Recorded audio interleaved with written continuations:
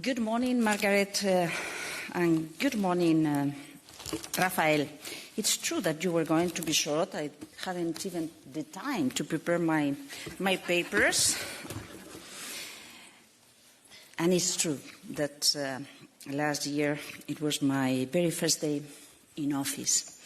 And I got this very warm welcome of this very dedicated audience. In such relevant times. What a year. You say that now, after 1 year, we have the opportunity to look back. And I was thinking, oh my God, what a year. It has been such an impressive year with so many things happening around. Many of them we could not even expect that were going to be true. And at the very same time, I'm sure that you, the defendants of the level playing field, the rule of law, transparency in markets, would agree with me on the importance of being vocal when defending competition rules in these turbulent times. That may be the word of the year, turbulence. 1 year ago, I stood before you for the first time as Commissioner for Competition. I spoke about the need to modernize our toolkit to make competition policy fit for the new global realities. And I didn't know that it was going to be so challenging.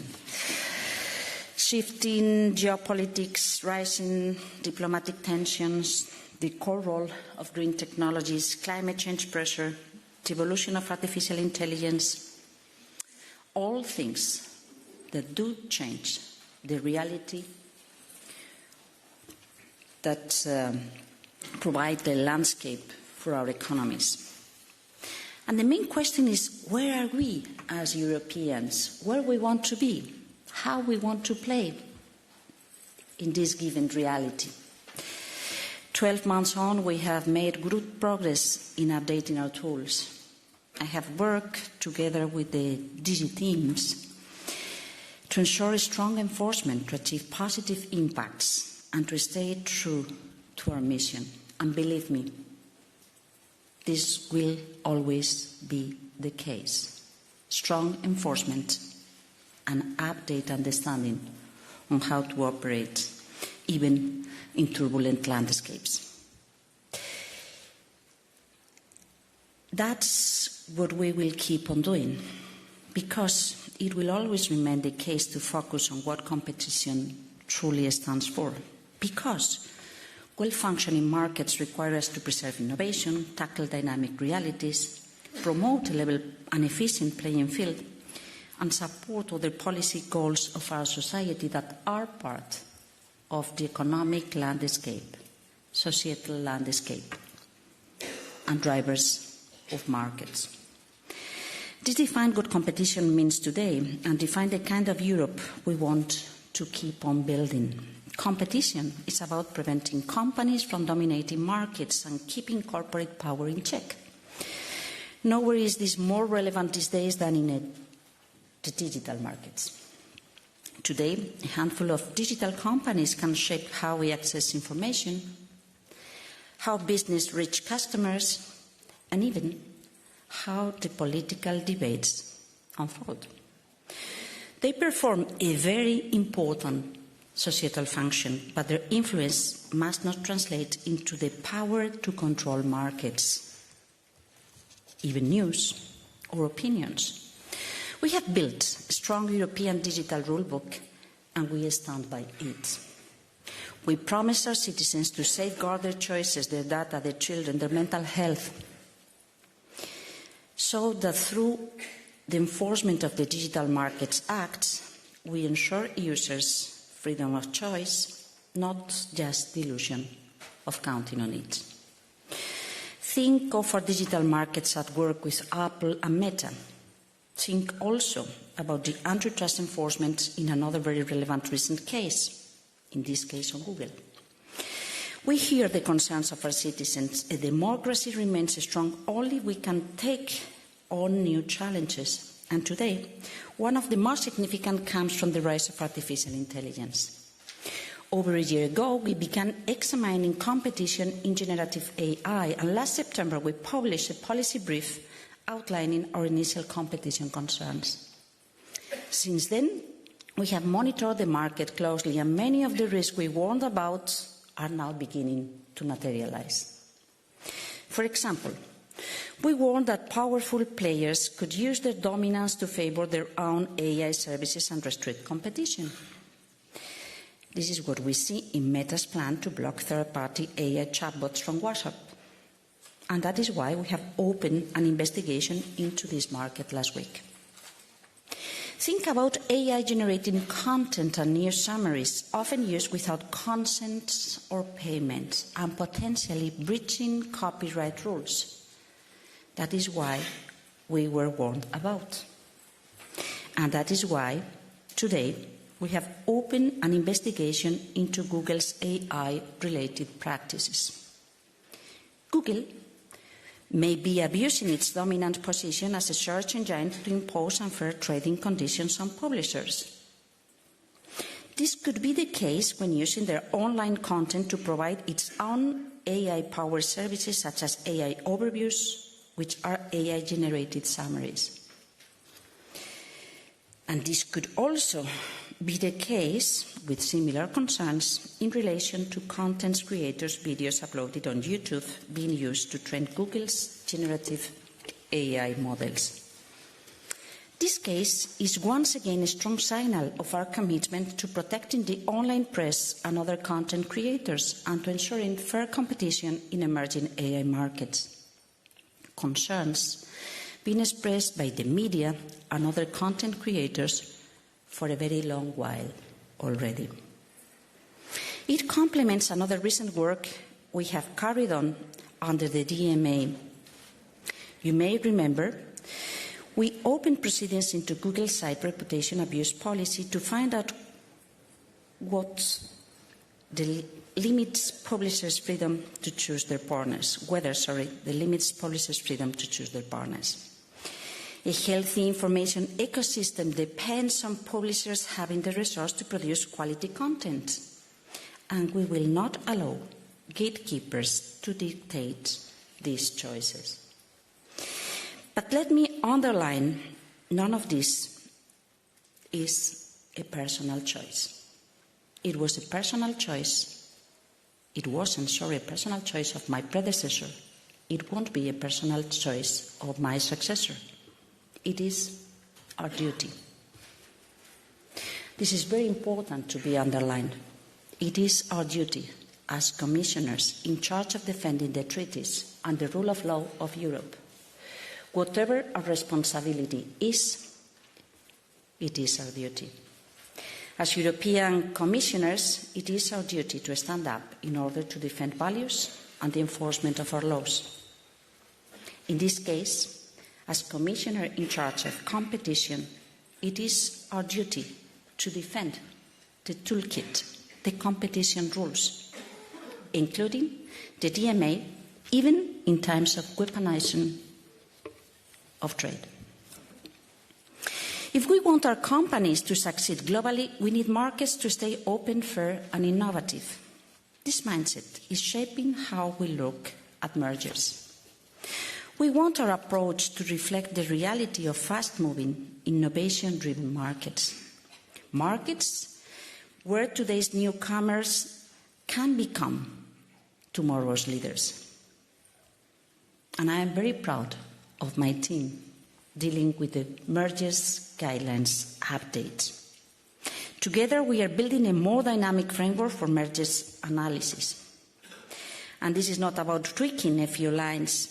We are reshaping at record speed the structure of the merger guidelines themselves while ensuring we get them right. Our goal is to make a forward-looking, innovation-focused approach a core part of how we assess mergers, because it will help Europe stay competitive and give our companies the space they need to innovate and succeed. Let me give you a few examples of how we are working to do so. First, by clarifying how to account for market developments that are not yet visible, but that we can reasonably foresee. Second, by introducing a dedicated framework for dynamic competition analysis, grounded in evidence from hundreds of economic studies. And thirdly, by sharing a framework for dynamic efficiencies, the benefits that materialize in the future but rely on today's investments and efforts. These changes will help us and companies to understand when a merger supports innovation and when it risks undermining it. This includes cases such as killer acquisitions or the elimination of potential competitors by dominant incumbents. But nobody needs to wait for the final publication of the new guidelines to see how this more dynamic approach works in practice. We will apply it transparently in any applicable case that lands on our desk to ensure a level playing field for Europe's companies. Our core principles and tools already allow us to assess more than 90% of cases quickly and efficiently, and that should remain. But we also want to be open to the many deals involving a startup that are not harmful. This is why we will have an innovation shield for pro-innovative startup deals. We want to provide reassurance and legal certainty. A strong demand comes from some sectors we may need to reinforce companies' ability to scale. We are also aware of the need to strengthen the resilience of the supply chains Europe depends on. Competition policy has also a role to play in these fields. Competition policy may help, but keeping our single market competitive and fair is something that also requires a single market stronger and deeper. We cannot create one single market only through the competition tools. No competition or simplification tools can become a distraction for the work on the single market. Simplification is part of the solution. Simplification is good because it makes it easier for all to achieve the goals that we have set for ourselves. But the single market is about common rules and common standards. And if we degrade the common rules or prevent common standards, we risk ending up with 27 sets of rules, the opposition of simplification. Allow me to comment on something which is very interesting. An announcement being made yesterday stating that the US administration has now said a single federal rule on AI regulation could be important. Of course, they want to avoid having 50 different rules and processes. We Europeans know the importance of being united, of counting on a union. The union matters, as we know very well here in Europe, and are ready to defend it. In the European Union, we want to unify and make it easier for companies to operate across a market of 450 million customers. And we will remain true to this very important value.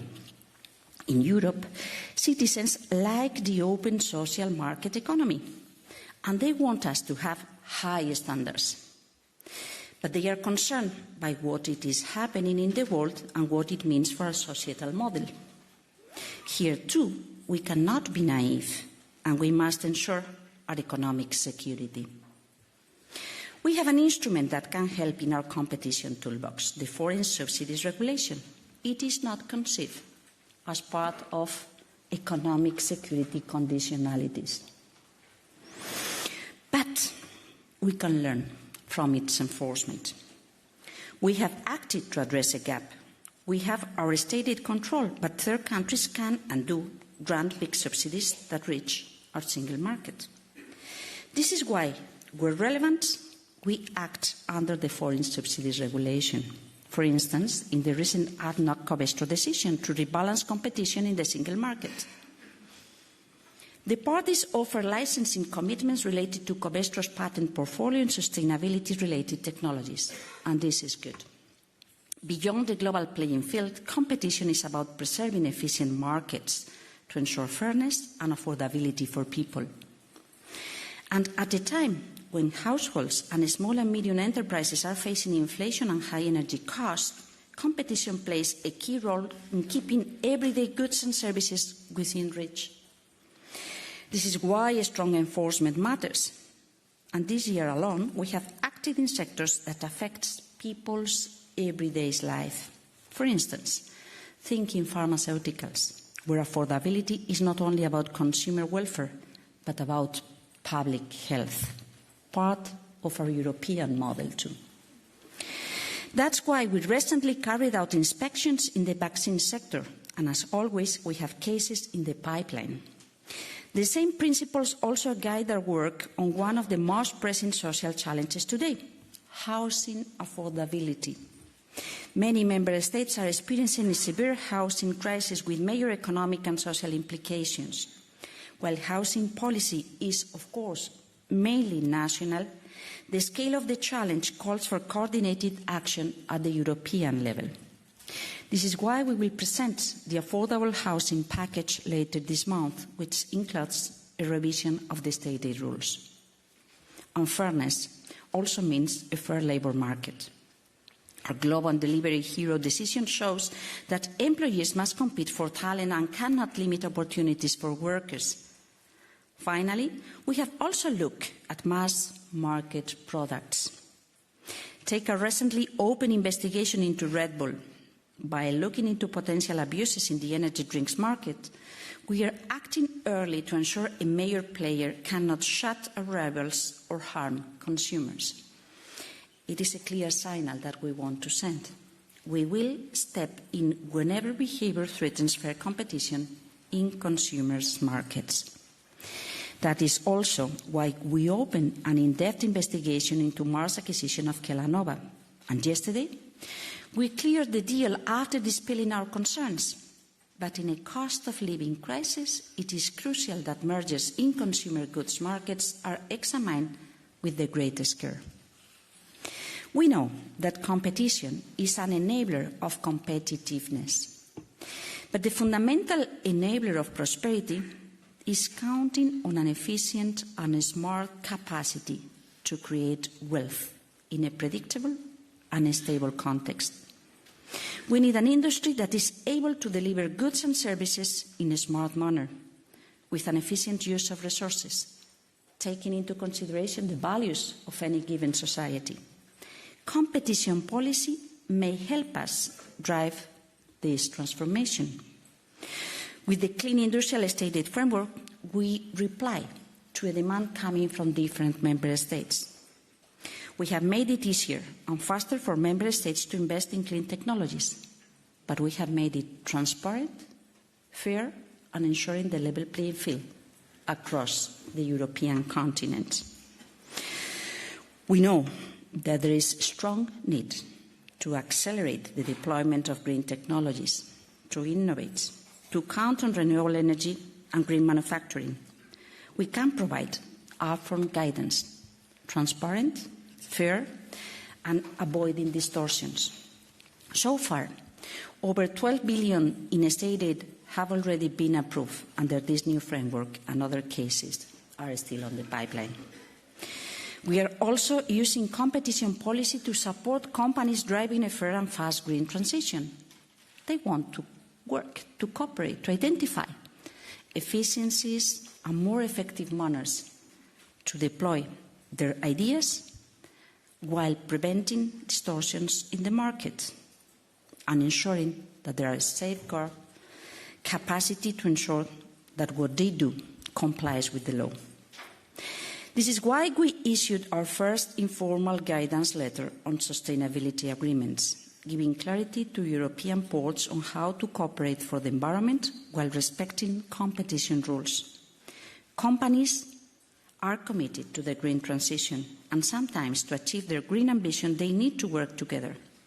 We are proud to help them to do so, while taking into consideration transparency and avoidance of distortions.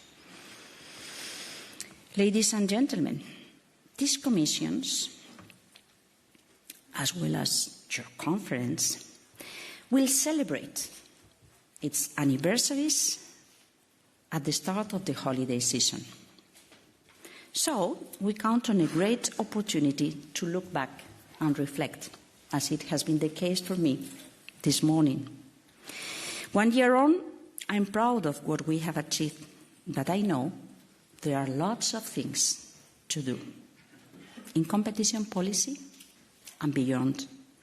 And in 2026, we will keep pushing forward, strengthening fairness, boosting competitiveness, driving a greener, more innovative, reliable, predictable and stable Europe. Many thanks.